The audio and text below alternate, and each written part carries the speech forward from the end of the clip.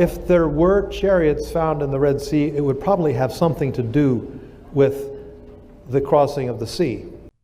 Imagine the sea, vast and untamable, keeping its secrets.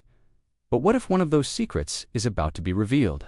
They were after something far more elusive, something almost 3,000 years old. The question wasn't about pirate ships or lost cities. It was about a story many of us know by heart, the tale of Moses, the parted sea, and Pharaoh's army swallowed by the waves. For centuries, it's been brushed off as myth, as metaphor. But what if that's all about to change? What these divers discovered beneath the waves might not just be coral or sand, but the remnants of a forgotten battlefield, a moment frozen in time. This isn't just another dive into the unknown. No, this is a journey into mystery scripture and the very edge of the impossible. This mission, shrouded in secrecy, didn't begin with headlines or grand announcements. In late 2024, a small team, including former Navy SEALs, marine engineers, and underwater archaeologists, gathered at a secluded stretch of coastline near Nuweiba Beach on the Gulf of Aqaba. They entered the water at Dono cameras. No fanfare. The world wouldn't know, at least not yet. Their goal was simple: to verify or debunk one of the most hotly debated moments in human history. Armed with state-of-the-art equipment, air-assisted drones, high-resolution sonar, multispectrum, sediment scanners, they weren't just looking for shapes beneath the surface. They were hunting for patterns, for anomalies, for signs of an ancient war frozen under the sea. But this mission wasn't easy. Concerns over safety, legality, and cultural preservation. Officials from Egypt and Israel advised them against moving forward, worried about diplomatic fallout. Yet, there was something that kept pushing this mission forward: quiet belief, a sense of purpose, and, quietly, a group of private backers, with deep faith in the mission, stepped in, funding the expedition without seeking recognition. Soon, rumors began to swirl. Leaked photos showing cryptic Hebrew phrases on submersibles went viral. The internet buzzed with excitement. Was someone finally going to prove that the Exodus wasn't just a story? Was the Red Sea crossing real? The world didn't know it yet, but something big was brewing beneath the surface. To understand why this discovery matters, the moment when Moses, with nothing but a staff and a divine command, led an entire people out of Egypt's grasp. Trapped at the edge of the Red Sea, the Israelites had nowhere to go. Pharaoh's army was closing in, and escape seemed impossible. But then, according to Scripture, the waters parted. The children of Israel crossed on dry land. Exodus 14:21-22 says it all. The waters were divided, and the children of Israel went into the midst of the sea upon the dry ground. For millions, it's a foundational, momentous symbol of divine intervention, of liberation, and of judgment. It's a story that defines three of the world's great religions: Judaism, Christianity, and Islam. But for centuries, skeptics have asked one question: where's the evidence? Where are the artifacts, the camps, the chariots? Archaeologists searched the Sinai Peninsula, but found nothing. No Hebrew camps, no artifacts, no signs of the divine miracle. Some suggested the Red Sea was a mistranslation, perhaps referring to a shallow sea of reeds instead.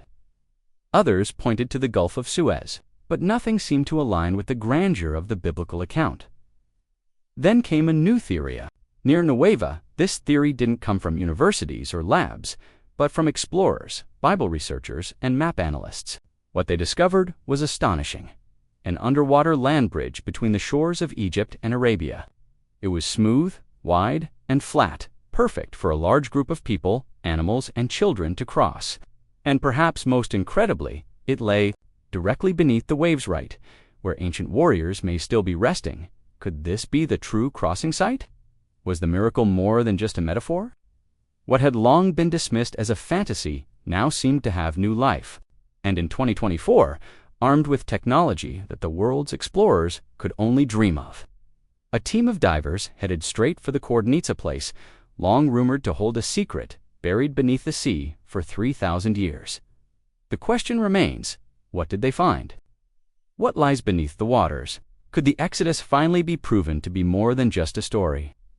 Before the sonar scans, before AI drones, there was a man with a Bible, a compass, and an unwavering conviction. His name was Ron Wyatt, and he wasn't your typical archaeologist. He was a nurse anesthetist from Tennessee, a quiet man whose faith led him far from the ordinary. While academia dismissed him as a fringe enthusiast to others, Wyatt was a pioneer man who dared to follow the literal words of Scripture.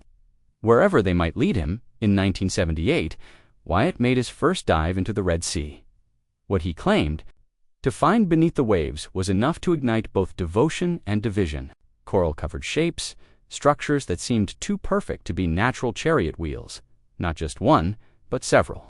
4 spokes, 6 spokes, 8 spokes preserved in coral, unmistakable in form. And then there were the other things: axles, human bones, horse remains in ancient battlefield sealed by the salt of the sea. But Wyatt didn't have academic papers, peer-reviewed studies, or official documentation. All he had were grainy underwater photos, handwritten notes. A believer still, the story wouldn't die. For every critic, there were 10 who believed. To his followers, he wasn't just a man. He was a vessel, a witness, a voice crying out from the deep. Over the years, many others followed in his footsteps. Independent researchers, pastors, even divers armed with nothing but GoPros and prayer journals. Each time they descended into the Gulf of Aqaba, they returned with more questions than answers. Maybe Wyatt didn't find everything, but maybe, just maybe, he found something. The coral-covered mystery lingered, and now, in 2024, a new team of divers returned to the very coordinates Wyatt had given them, armed with technology he could never have dreamed of. What they found may finally answer the question of what lay beneath the waves. Sonar swept across smooth terrain, punctuated by occasional rock formations and coral gardens. But then something emerged, not on the surface, but in the patterns, the symmetry, the repetition. There were shapes with circular forms, rough yet evenly spaced, axle-like connectors between coral masses. The deeper the drones went, the more the shapes repeated, each one seemingly identical, like echoes of something ancient. And then, the unthinkable happened: a glint beneath a veil of sediment.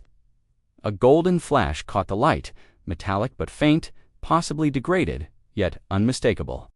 Against the muted colors of the seabed, divers descended, cameras rolling, and what they captured sent shivers through the control room. Fragments of chariots, broken wooden spokes, long decayed, but outlined in coral, bronze-like fixtures, human femurs, and equine jawbones, fossilized, wrapped in sea growth, but unmistakably there. And it wasn't just the objects that were startling, it was the arrangement, the bodies, the wreckage. It wasn't random. It was as if an entire line of soldiers, horses and wheels had been lifted, thrown, and dropped mid-charge. One diver described it as a watery tomb. Another called it a graveyard of war. The footage showed remains oriented in the same direction, as if fleeing, as if charging forward. Some fragments bore signs of violent impact: shattered axles, snapped spokes, contorted skeletal frames. Was this the aftermath of an ancient battle? Or was it the collapse of an army, swallowed by divine force? Scientists hesitate to make conclusions, but the shapes don't lie. The location aligns with Scripture. And this discovery speaks volumes without a single word.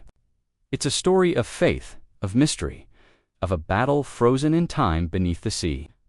The past, long hidden, is finally revealing itself. But as the evidence grows, so does the complexity of the truth. What does it all mean, and what happens now? The footage didn't stay secret for long. Within weeks of the dive, snippets started appearing online. Grainy clips of the coral-covered wheels, freeze frames from diver cams. Millions watched as the comment sections lit up with verses from Exodus and theories pouring in from all over the world. Was this the long-awaited proof? Had the Red Sea finally yielded its dead? One commentator wrote, "This isn't just archaeology. This is judgment preserved in stone." News outlets scrambled. Some cautiously reported it as a possible archaeological anomaly, while others mocked it. Late-night hosts cracked jokes.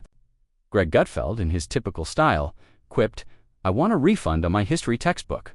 But then, something strange happened. The videos started disappearing. Clips vanished. Accounts were suspended. Entire threads wiped from forums overnight. Some called it copyright enforcement. Others claimed national security concerns. But to many viewers, it felt like something more like suppression. like someone didn't want the world to know what had been discovered. Theories surged. Was this a cover-up by academic elites, a media blackout ordered by secular governments, or simply a panic response to unverified claims? Ironically, the suppression only amplified the discovery. People began revisiting Ron Wyatt's original dives, analyzing his grainy footage with fresh eyes. Debates flared up in university halls, and scholars who had once dismissed Wyatt's claims as fantasy were now forced, reluctantly, to take a second look. The ripple effect was undeniable. Faith communities worldwide reignited with passion. Pastors began delivering sermons on the Exodus with renewed urgency. Documentaries were announced overnight. For many, this wasn't just an ancient story anymore. It was a revelation, and beyond the Red Sea. A quiet shift was happening. Biblical archaeology, once sidelined as speculative and irrelevant, was making a fierce return. This wasn't just about chariots. New tools were changing the game. Drones now mapped terrain once thought impassable. AI scanned thousands of ancient documents for hidden references. LIDAR pierced thick jungle canopies. High-resolution sonar revealed what the naked eye had missed. Combined with satellite imagery and digital modeling, these technologies were uncovering anomalies that defied secular explanations. What was once considered myth or legend was now being brought to light in ways never before possible. And it wasn't just the Exodus. Whispers about the Ark of the Covenant resurfaced, with its last rumored location traced to deep vaults beneath Ethiopia. The Dead Sea Scrolls continued to reveal new fragments, challenging long-held historical assumptions. Biblical archaeology, a field once considered fringe, was stepping back into the spotlight, and with it, the mysteries of the past were being brought to the surface, waiting to be understood. Excavations near ancient Jericho have revealed something. Extraordinary sudden collapses, walls that fell not from weathering but from something far more dramatic. It's not that these truths were hidden, it's that, until now, we weren't looking in the right way. We weren't using the tools that could reveal them. The divide between faith and science, once seen as a chasm, is now narrowing. The lines are blurring, and it's not just scholars leading this charge anymore. It's ordinary people believers. Explorers, technologists, curious souls, asking questions like, what if the Bible wasn't metaphorical, but historical? And more, it's becoming clear. Truth doesn't care where it comes from. If this discovery is real, if those coral formations in the Red Sea truly are what they seem to be, then what else lies beneath? What else have we missed beneath the oceans, deserts, and mountains? Could the great miracles we read about, the ones we've always thought were poetic allegory, be historical records instead? What about the plagues of Egypt, the manna in the wilderness, the sun standing still at Jericho? What if the timeline of human history isn't incomplete, but misaligned? For centuries, science and faith have been painted as opposites locked in an eternal tug-of-war. But what if they're not? Enemies? What if they are partners, to lenses viewing the same reality from different angles? The chariot wheels may never sit in a museum case. They may crumble to dust before they are ever touched, but that doesn't make them meaningless. It makes them sacred. Because sometimes the greatest artifacts aren't the ones we can touch, but the ones that make us think, that make us question, and that make us believe again. This discovery isn't just about archaeology. It's about how we see the past and how we see ourselves. In the end, this story is more than saltwater and coral. It's prophecy, it's memory. It's the convergence of ancient scripture and modern discovery.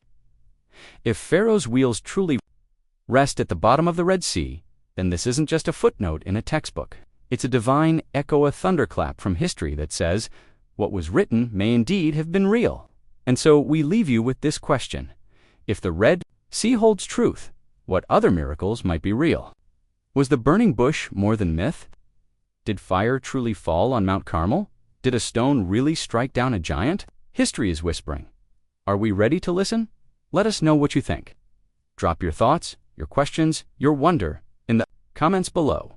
And remember, this may only be the beginning, because the past is not dead. It's not even buried. It's waiting to be rediscovered.